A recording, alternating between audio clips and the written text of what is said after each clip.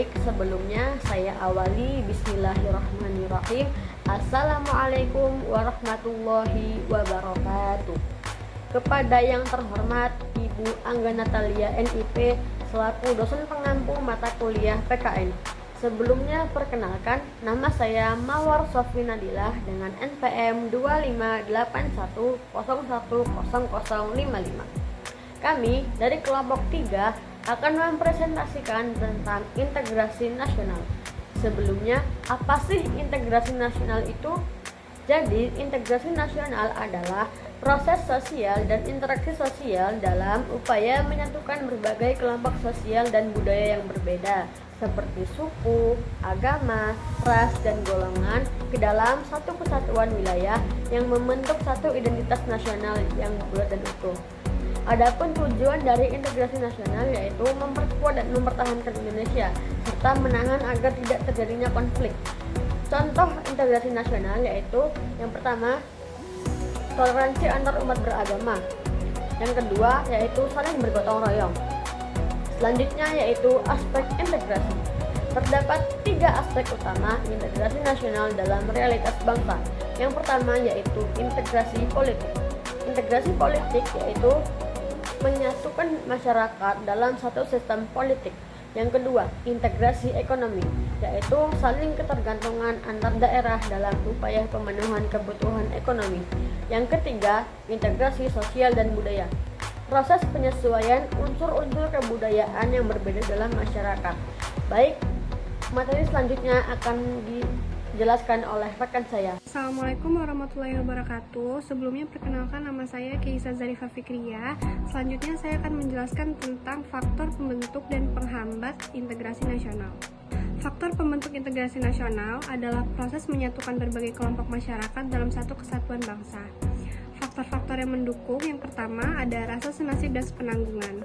Masyarakat Indonesia memiliki sejarah perjuangan bersama melawan penjajahan yang menumbuhkan solidaritas dan rasa kebersamaan. Yang kedua ada keinginan untuk bersatu. Semangat persatuan tercermin dalam semboyan Bhinneka Tunggal Ika yang mendorong masyarakat untuk bersatu meski berbeda. Yang ketiga ada wujud ideologi nasional. Pancasila sebagai ideologi negara menjadi landasan pemersatu seluruh elemen bangsa. Yang keempat, penggunaan bahasa Indonesia. Bahasa Indonesia sebagai bahasa nasional memudahkan komunikasi antar daerah dan memperkuat identitas nasional. Yang terakhir, adanya simbol kebangsaan. Simbol seperti bendera merah putih, lagu kebangsaan, dan lambang negara memperkuat rasa cinta tanah air. Selanjutnya, ada juga tantangan yang bisa menghambat proses integrasi. Yang pertama, keberagaman masyarakat Indonesia. Perbedaan suku, agama, budaya, dan bahasa bisa menimbulkan konflik jika tidak dikelola dengan baik. Yang kedua, ketidakmerataan pembangunan. Ketimpangan ekonomi antar daerah bisa menimbulkan kecemburuan sosial dan rasa ketidakadilan. Yang ketiga, geografi yang kompleks. Indonesia sebagai negara kepulauan membuat akses dan komunikasi antar wilayah menjadi tantangan. Yang keempat, etnosentrisme. Sikap merasa kelompok sendiri lebih unggul dapat memicu diskriminasi dan konflik horizontal. Dan yang terakhir, kurangnya toleransi dan penghargaan terhadap kemajemukan. Minimnya sikap saling menghargai perbedaan dapat memperlemah persatuan. Assalamualaikum warahmatullahi wabarakatuh. Perkenalkan, nama saya Muhammad Tafarusidi dengan NPM 2581010194. Di sini saya akan menjelaskan materi tentang upaya untuk menjaga integrasi nasional. Yang pertama itu ada di bidang pemerintahan dan politik. A. Menciptakan kebijakan yang adil dan merata. Pemerintah harus merumuskan dan menerapkan pemerataan pembangunan dan keadilan sosial di seluruh wilayah negara. Dan berikutnya yang B, mengembangkan demokrasi yang sehat, mendorong partisipasi politik yang inklusif dan memfasilitasi dialog konstruktif antar kelompok masyarakat untuk menjelaskan perbedaan secara damai. Yang C, menegakkan supremasi hukum, memastikan bahwa hukum ditegakkan tanpa pandang bulu. Yang D, memperkuat otonomi daerah yang bertanggung jawab, memberikan kewenangan yang cukup kepada daerah untuk mengelola sumber dayanya sambil tetap menjaga kesatuan negara Republik Indonesia. Yang kedua, di bidang sosial dan budaya. Yang A, pendidikan multikultural memasuki nilai-nilai kebinekaan dan toleransi dalam kurikulum pendidikan formal maupun non-formal. Yang B, promosi kebudayaan nasional, mendorong pengenalan dan apresiasi terhadap berbagai kebudayaan daerah sebagai kekayaan nasional, bukan sebagai pemisah. Yang C, menggalang gotong royong dan solidaritas, menghidupkan kembali dan mempraktikkan nilai-nilai tradisional yang mengedepankan kerjasama dan saling memiliki antar warga. Yang D, mengatasi kesenjangan sosial, mengurangi disparitas ekonomi dan sosial antar daerah atau kelompok masyarakat yang dapat memicu kecemburuan dan perpecahan. Yang ketiga, ada di bidang keamanan dan pertahanan, meningkatkan profesionalisme TNI dan Polri, memastikan lembaga keamanan dan pertahanan bekerja secara profesional dan netral dalam menjaga kedaulatan negara dan ketertiban umum. Yang B, penanganan konflik yang cepat dan tepat, memiliki mekanisme yang efektif untuk mendeteksi dan menyelesaikan konflik sosial, SARA atau separatisme sebelum meluas. Kesadaran bela negara, mendorong partisipasi aktif masyarakat dalam upaya bela negara dan memelihara keamanan lingkungan. Yang terakhir, yang keempat, toleransi dan saling menghormati. Setiap individu harus memiliki sikap terbuka dan menghargai perbedaan suku, ras, golongan, dan agama. Menggunakan bahasa persatuan mempertahankan penggunaan bahasa Indonesia sebagai alat komunikasi utama yang menjembatani keberagaman bahasa daerah. Yang ketiga, menyaring informasi, bersikap kritis terhadap isu-isu provokatif atau berita bohong atau berita hoaks yang bertujuan untuk memecah belah bangsa Indonesia. Dan inti dari semua upaya ini adalah menanamkan kesadaran bahwa keberagaman adalah kekuatan dari bangsa Indonesia, bahwa kepentingan nasional harus diletakkan di atas kepentingan golongan atau kelompok. Sekian dari saya, terima kasih. Assalamualaikum warahmatullahi wabarakatuh. Izin memperkenalkan diri, nama saya Bilqis Kila Zakia dengan NPM 2581010027. Baik, saya akan membacakan materi tentang strategi di bidang ekonomi. Strategi di bidang ekonomi yang pertama yaitu pemerataan pembangunan. Pemerataan pembangunan tidak hanya berfokus di kota-kota besar, melainkan di kota-kota kecil atau kota-kota terpencil lainnya. Lalu contohnya yaitu pembangunan infrastruktur seperti jembatan, jalan, listrik, air bersih secara merata. Kemudian yang kedua, pemberian bantuan dan fasilitas untuk daerah-daerah yang tertinggal atau daerah-daerah terpencil untuk dapat mengejar ketinggalan. Yang ketiga, akses pendidikan dan kesehatan diberikan secara merata untuk seluruh wilayah. Kemudian yang keempat, mengurangi kesenjangan sosial antara masyarakat kota dan desa. Terima kasih. Baik, yang kedua yaitu menciptakan lapangan pekerjaan. Ini sangat penting dalam menciptakan lapangan pekerjaan karena meningkatkan lapangan kerja serta mengurangi pengangguran-pengangguran. Contoh-contohnya yang pertama yaitu pelatihan kerja dan peningkatan keterampilan. Contohnya itu LPK menjahit, LPK cukur rambut. Kemudian yang kedua, memperluas sektor ekonomi seperti pariwisata, pertanian, dan industri kreatif.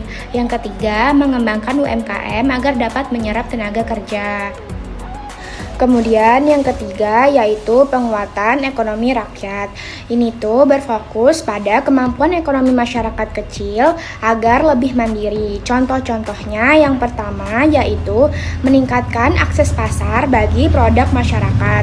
Yang kedua, melindungi produk lokal dari persaingan tidak sehat.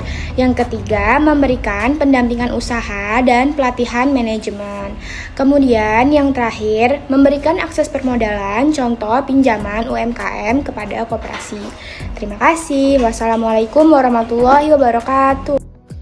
Perkenalkan, nama saya Zulfiana Rashida dengan NPM 2581010192 akan menjelaskan tentang strategi di bidang sosial budaya. Bidang sosial budaya mencakup upaya untuk mempromosikan harmoni, keragaman, dan pelestarian nilai-nilai masyarakat melalui pendidikan, promosi, dan toleransi.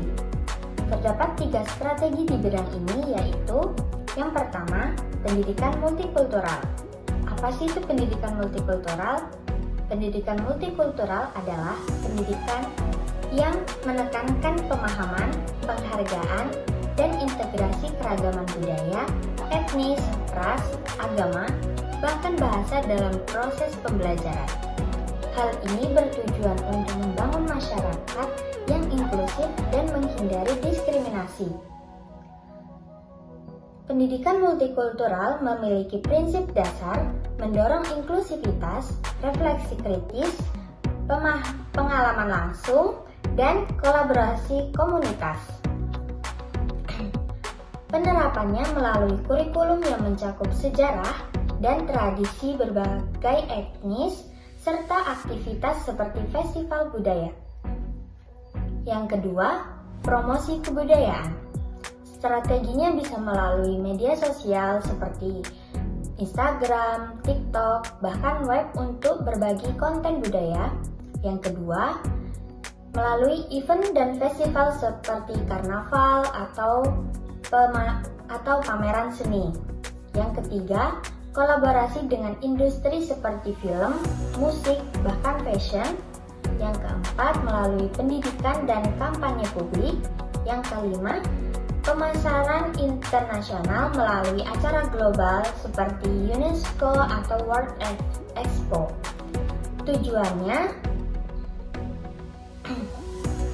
Tujuannya meningkatkan kesadaran budaya, pariwisata, dan pelestarian masyarakat dan pelestarian warisan.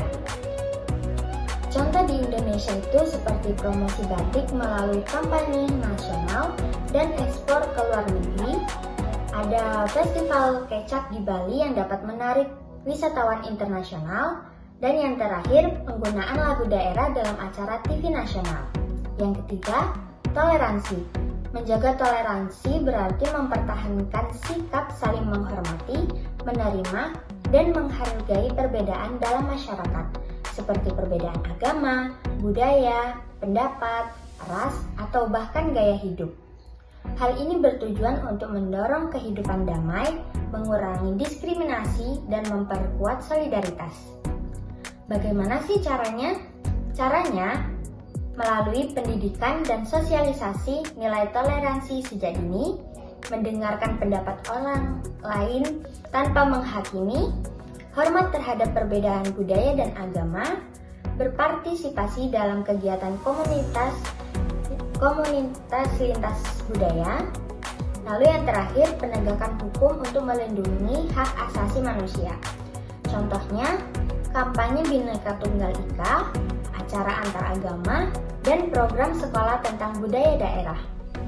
Manfaat keseluruhan dari strategi ini meliputi meningkatnya stabilitas nasional, inovasi dan ekonomi melalui keragaman, lalu mengurangi konflik, prasangka, dan stereotip, dan membantu membangun identitas nasional yang kuat dan adaptif terhadap perubahan global. Sekian penjelasan dari saya, terima kasih. Assalamualaikum warahmatullahi wabarakatuh. Perkenalkan, nama saya Kaila Hairunisa dari kelompok 3 dengan NPM 258101047 dengan mata kuliah Pendidikan Pancasila dan Kewarganegaraan yang bertema tentang integrasi nasional. Baik, di sini saya akan membahas bagaimana strategi integrasi nasional dalam bidang pertahanan dan keamanan. Strategi dalam bidang pertahanan dan keamanan merupakan suatu langkah penting untuk menjaga kedaulatan dan keutuhan NKRI. Melalui konsep sistem pertahanan semesta atau SIS-Hankam Merata, yang dimana seluruh warga negara ikut serta untuk menjaga keamanan nasional baik secara langsung maupun secara tidak langsung. Contohnya seperti mengikuti kegiatan Siskamling, mentaati aturan, dan membayar pajak atau lain-lainnya. Selain itu, TNI dan Polri juga menjadi garda terdepan dalam menjaga stabilitas, menegakkan hukum, serta melindungi masyarakat dari berbagai ancaman. Pada akhirnya, strategi di bidang pertahanan dan keamanan bukan hanya tugas aparat, tetapi tanggung jawab seluruh masyarakat untuk menciptakan lingkungan yang aman, stabil, dan mampu menghadapi berbagai ancaman dari masa depan. Assalamualaikum warahmatullahi wabarakatuh. Saya Ruanda Maulisahuna, saya dari kelompok 3. Di sini saya akan menjelaskan tentang kesimpulan integrasi nasional. Integrasi nasional adalah proses mempersatukannya masyarakat Indonesia yang beragam agar menjadi bangsa yang utuh. Keberhasilan didukung oleh rasa persatuan, bahasa Indonesia, dan simbol nasional.